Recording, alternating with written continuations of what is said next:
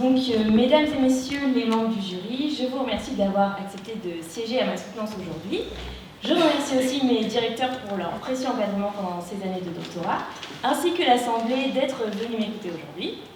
Je vais donc d'abord présenter le cheminement dont a fait l'objet ce sujet de thèse, les évolutions qu'il a connues, ainsi que mes conclusions, en m'efforçant de rendre le tout accessible pour l'ensemble de l'assistance. Cette thèse a été réalisée sous la direction de Patrick Cabanel et d'Adeline Grand-Clément dans les laboratoires Framespa et PLH et a bénéficié d'un contrat doctoral au sein du LABEX SMS.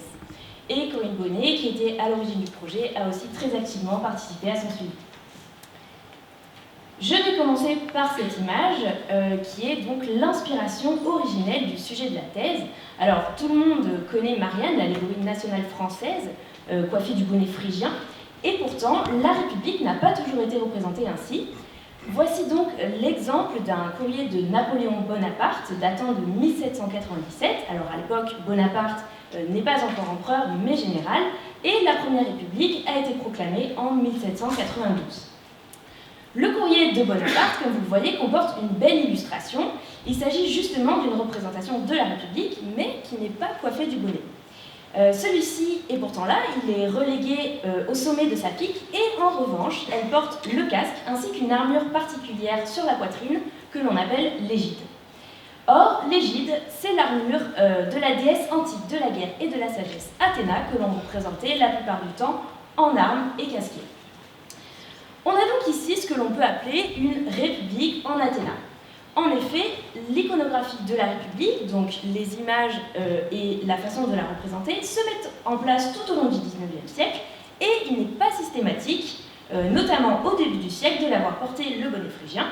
D'autres modèles peuvent être utilisés et les artistes décident parfois de lui donner les traits d'Athéna. Mais pourquoi un tel choix? Cela fait partie des questions auxquelles j'ai tenté d'apporter des réponses. Un petit peu. C'est cette vignette qui a attiré l'attention de mon jury, Adeline Grand-Clément, Corinne Bonnet et Jean-Pierre Albert, lors de ma soutenance de Master 2, et qui a orienté le sujet de la thèse. Ce projet s'inscrit en effet dans la lignée d'un master portant sur la réception d'Athéna au XIXe siècle. En première année, j'ai d'abord mené des recherches générales sur le sujet, sur des sources aussi bien textuelles qu'iconographiques, puis le Master 2 avait pour but d'approfondir les relations entre Athéna et les allégories nationales, principalement Marianne, mais aussi Britannia, donc l'allégorie nationale d'outre-Manche, comme son nom l'indique. Cette en-tête faisait alors déjà partie de mon corpus. Il a initié le sujet de la thèse, visant à englober toute l'imagerie officielle et plus uniquement celle des allégories nationales. Alors, par imagerie officielle, j'entends l'ensemble des images qui sont produites par ou pour l'État et les pouvoirs publics, ce qui englobe aussi bien les façades et les décorations intérieures de monuments publics que les monnaies, les timbres, les médailles, les bustes de mairie ou encore les illustrations de documents officiels et administratifs. Voici le titre du sujet final.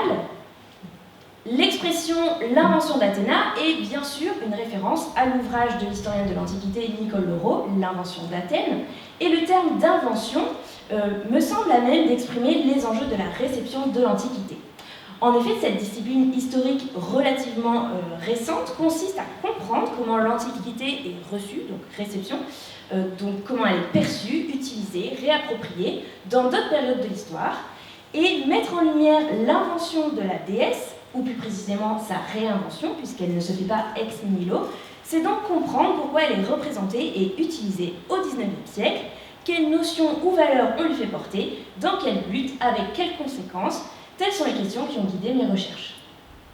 De plus, le terme d'invention rejoint le champ lexical de la fabrique, du bricolage, une notion qui m'a abondamment servi, comme je vais y revenir.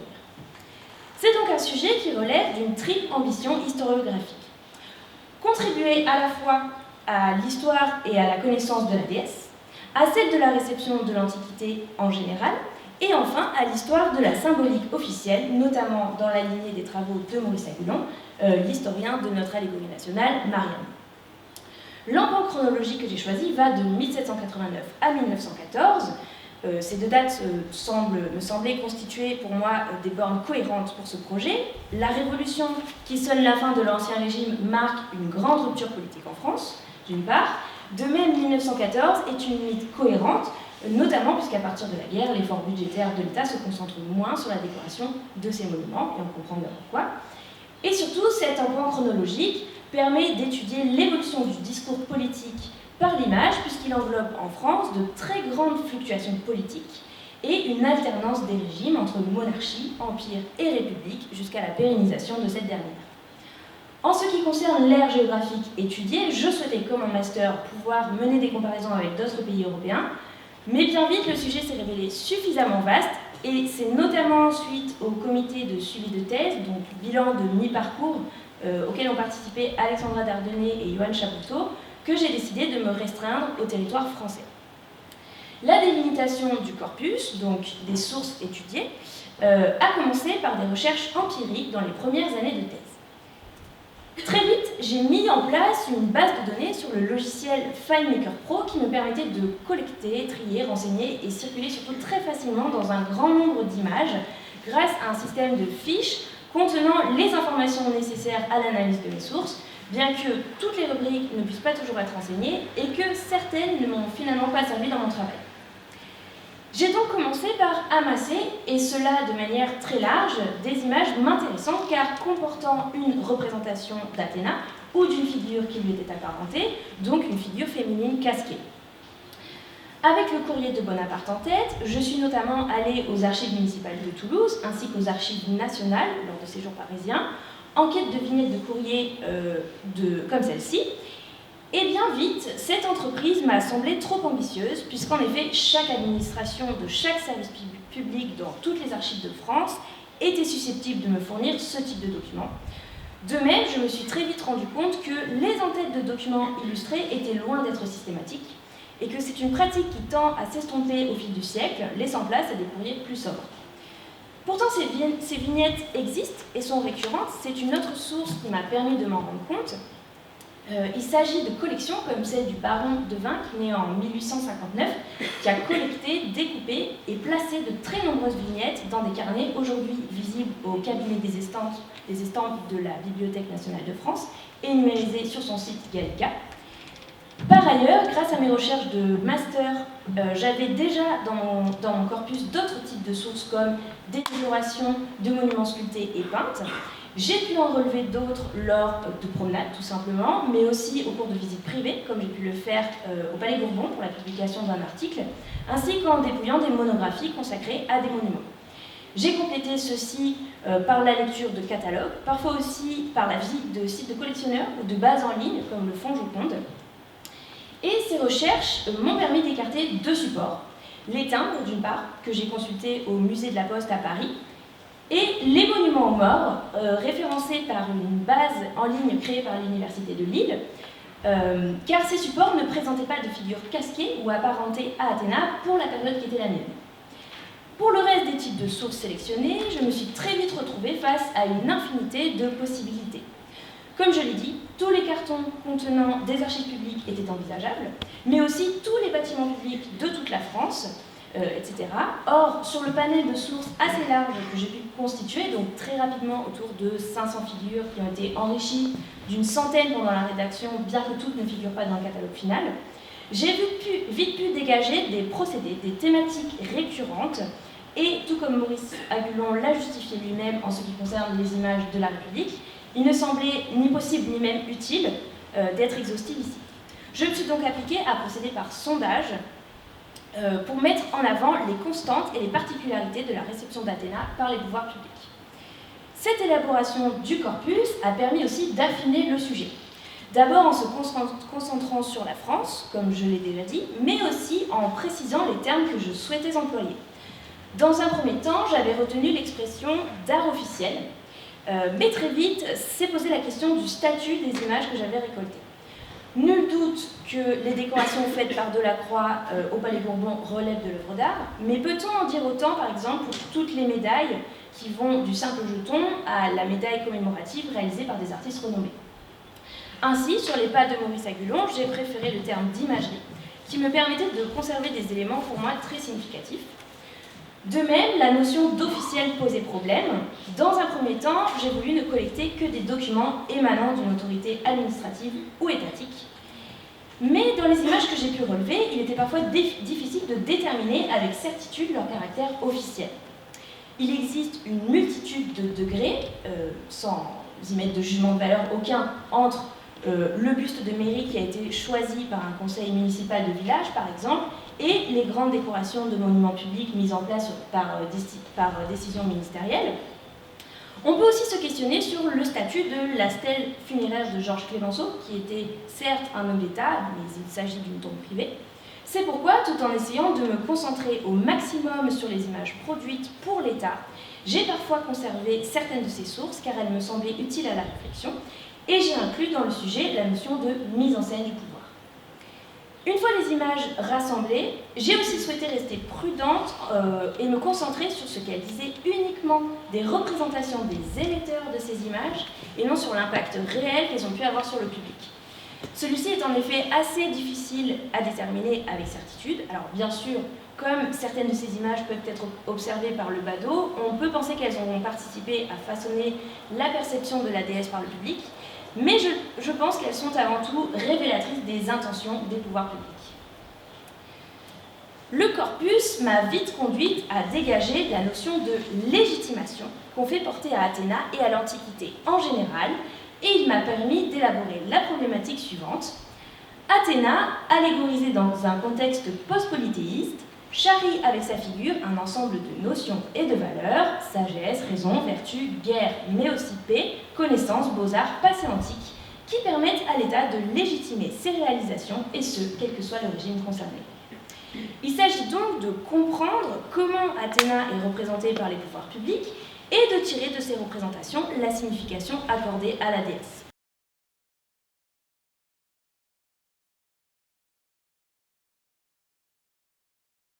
J'ai élaboré un plan, non pas chronologique, mais permettant de dérouler une argumentation démontrant cette fonction légitimatrice. La première partie a pour but de poser un cadre théorique nécessaire à la compréhension de la réception d'Athéna. Il analyse dans un premier chapitre les grandes publications sur l'Antiquité qui circulent dans la France du XIXe siècle et qui ont pu servir de documentation aux artistes. Je me suis concentrée sur des ouvrages s'adressant à un public assez large et accordant une place importante à l'iconographie ou à la théorisation de l'art. Ces ouvrages témoignent des avancées de la recherche en sort de l'Antiquité au XIXe siècle et de l'importance croissante accordée à l'iconographie. Au fil des années, les études s'appliquent notamment à différencier Athéna et son pendant romain Minerve, même si j'ai pu constater que dans les pratiques, la réception est considérée généralement comme confondue ou réunie en une seule figure, permettant d'invoquer un vaste et prestigieux passé gréco-romain.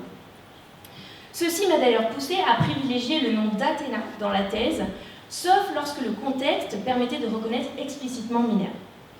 Malgré cette précision croissante de la recherche historique au XIXe siècle, j'ai pu remarquer une tendance à ce que j'ai appelé le lissage de la figure des déesses, c'est-à-dire que l'accent est plutôt mis sur leur dimension civilisatrice que sur leurs aspects guerriers, bien que ces derniers ne soient pas oubliés. Ces publications constituent dans tous les cas de grands répertoires d'images permettant aux artistes de composer leurs œuvres. Le deuxième chapitre visait justement à comprendre comment ces derniers élaboraient leurs images et de quelle tradition ils étaient les héritiers. J'ai alors abordé le rôle des images en politique dès l'Antiquité, en accordant bien sûr une place particulière à Athéna et Minerve. Je me suis ensuite penchée sur le rôle de l'Antiquité dans l'art en étudiant les manuels d'iconologie de référence. Ce sont donc des ouvrages répertoriant les règles à suivre pour composer des allégories et qui utilisent très régulièrement l'image d'Athéna.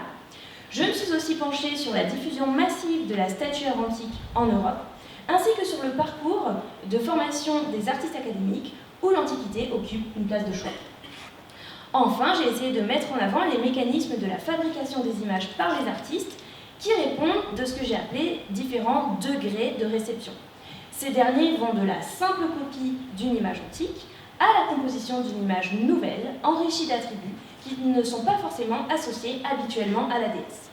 Grâce à un concept soufflé par Pauline Bonnet, j'ai appelé cela le bricolage allégorique, qui me semble très bien refléter ces pratiques, s'affranchissant des traditions pour composer de nouvelles images, puisant de part et d'autre dans le vocabulaire symbolique pour créer des représentations chargées de sens. Ainsi est-il possible, comme dans ce plafond peint par Fragonard, de rencontrer une figure aux traits d'Athéna, pour représenter la France par exemple, portant donc le casque et l'égide, mais accompagné d'attributs extérieurs à ceux de la déesse antique, comme ici donc une urne de vote. Cette partie m'a donc permis de poser un cadre contextuel et théorique, ainsi que des outils pour l'analyse de la réception d'Athéna. Les parties suivantes rentrent dans l'analyse de la réception elle-même. Elles ont parfois été difficiles à délimiter puisqu'elles sont poreuses entre elles et qu'Athéna charrie avec elle un ensemble de notions et est rarement utilisée pour une seule d'entre elles. Il fallait donc éviter le simple catalogue, les répétitions, mais il est vrai que bon nombre d'œuvres analysées dans telle partie trouveraient leur place dans telle autre. J'ai conçu les chapitres suivants comme allant du plus évident au plus subtil. La deuxième partie de la thèse est donc consacrée aux deux grands domaines les plus naturellement associés à Athéna et qui sont aussi deux notions mises en avant par l'État, la guerre dans le troisième chapitre et la sagesse dans le quatrième. Alors sans surprise, les institutions militaires utilisent abondamment la figure guerrière qu'est Athéna, mais même dans ce domaine, son attitude semble de plus en plus pacifique à mesure que le siècle avance. Si pendant la Révolution, on observe des vignettes avec des républiques casquées combatives, parfois même agressives, beaucoup d'entre elles sont aussi présentées dans des attitudes victorieuses, souveraines et apaisées. C'est cet aspect qui l'emporte ensuite dans le domaine militaire, liant principalement Athéna à la victoire et au retour ou au maintien de la paix, comme sur l'arc de triomphe de l'Étoile, vous voyez ici, dans le haut relief d'Antoine Étex, justement intitulé La paix de 1815. Donc ce fameux lissage de la figure d'Athéna, observé dans les publications historiques, se retrouve dans l'art et laisse pleinement la place à son incarnation de la sagesse et à son rôle de patronne des activités humaines qui, eux, sont constants sur tout le siècle.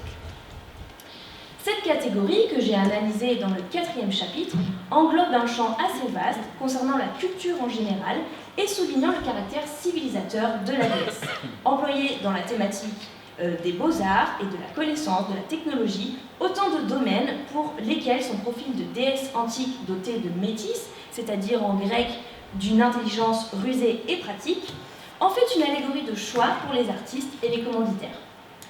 Protectrice du savoir, on la rencontre dans les bibliothèques et les universités, encore aujourd'hui à Toulouse. Elle est étroitement associée aux beaux-arts, supplantant même parfois Apollon dans son propre domaine, notamment grâce à son lien étroit avec Athènes et par extension avec la Grèce, sacrée référence artistique ultime depuis Winckelmann. Athéna personnifie la sagesse et possède un pouvoir civilisateur. Ainsi, elle est une figure légitimatrice de toutes les actions de l'État et une protectrice du pouvoir, quel qu'il soit. C'est ce que ma dernière partie souhaitait démontrer. Ceci est renforcé par son rôle antique de divinité polyade, assurant donc la cohésion sociale et la pérennité de la cité. Ainsi, Athéna devient-elle la protectrice de toutes les réalisations de l'État, notamment celles qui traduisent l'autorité des pouvoirs publics de la manière la plus directe auprès des citoyens, la loi et la justice, un domaine où l'on aurait pourtant moins attendu la déesse. Mon cinquième chapitre m'a pourtant permis de démontrer qu'elle était très présente dans ce domaine, et ce jusqu'à parfois supplanter Thémis ou l'allégorie de la justice à la balance elle-même. Dans ce même chapitre, je me suis appliquée à analyser sa protection du pouvoir dans toutes ses strates administratives, du plus local au national, donc ville, département, ministère ou régime eux-mêmes. Et étant dans l'Antiquité la protectrice des héros, elle se voit aussi attribuer au XIXe siècle le rôle de guide et de compagne des souverains et des hommes importants en France, légitimant leur statut et les présentant comme des personnalités guidées par la sagesse. Enfin, dans le sixième et dernier chapitre, j'ai pu démontrer que son rôle ne se limite pas à celui de protectrice. Sa grande plasticité et son aura lui permettent aussi d'incarner elle-même de hautes entités. Là, on distinguera d'une part les régimes au pouvoir personnel fort, donc les monarchies et les empires, où elle ne remplace pas la figure du souverain pour incarner le régime, mais peut être amenée à personnifier la France ou la patrie, comme on voit ici. Et d'autre part, les régimes républicains qui pratiquent moins la mise en avant des figures personnelles et où Athéna est à même d'incarner la République elle-même. À nouveau, j'ai pu dégager une évolution entre les trois républiques qui jalonnent le siècle. Dès la première, alors que l'image de la République n'est pas fixée, elle fait partie des figures privilégiées pour personnifier la République, au même titre que donc la fameuse allégorie de la liberté au bonnet phrygien. Sous la Deuxième République, où les républicains de gouvernement souhaitaient prendre leur distance avec la Révolution et ses excès, elle peut justement être privilégiée par ces derniers, évitant ainsi de coiffer la République du bonnet jugé trop séditieux. Avec la Troisième République, une fois l'image de la femme au bonnet sacralisée comme incarnation de la République, Athéna persiste encore par le biais d'autres attributs, notamment l'égide, donc son armure, qui couvre parfois la poitrine de certains bustes de République, comme on voit dans le dernier exemple. Enfin, pour souligner combien sa figure est puissante en matière de légitimation, et ce, quel que soit le régime, j'ai proposé l'analyse de sources produites dans des périodes de tension particulières ou de transition d'un régime à l'autre. Le changement de régime s'accompagne généralement en effet de la suppression et du remplacement des symboles des prédécesseurs.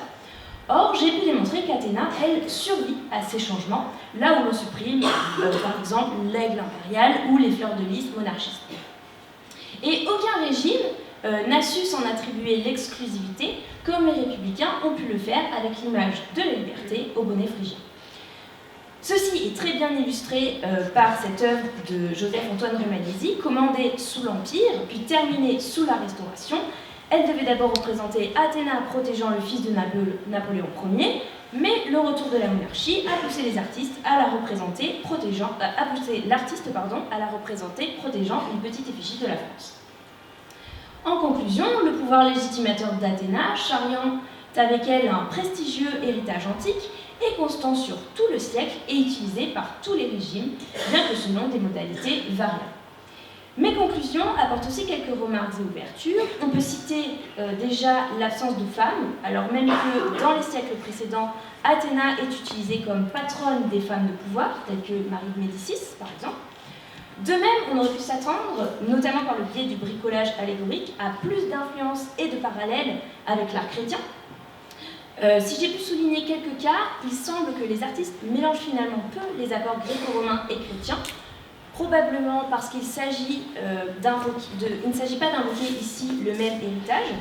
L'union des deux est pourtant possible, que l'on songe à l'église de la Madeleine à Paris et sa belle colonnade dans un style néoclassique. Et on aurait pu trouver des parallèles entre Athéna, qui est une déesse vierge, et Marie, ou encore Jeanne d'Arc, figure féminine combattante. J'ai pu évoquer enfin de possibles ouvertures pour mon sujet de thèse, notamment l'étude de la déesse dans les sphères non officielles et non académiques, puisqu'elle peut aussi être un symbole plus dissident. Je songe par exemple au courant artistique de la sécession, avec à sa tête des peintres comme Klimt ou von Stuck, qui en ont fait leur égérie. Et puisque l'on évoque des artistes étrangers, il serait aussi très intéressant de mener une étude comparative avec les pays voisins de la France, comme j'en avais l'ambition au départ. Enfin, je remercie les rapporteurs de m'avoir signalé d'autres éléments très intéressants dont nous pourrons débattre si vous le souhaitez. Mesdames et messieurs les jurés, je vous remercie pour votre attention et je vous cède donc la parole pour toute remarque et question que vous souhaiteriez à présent soulever.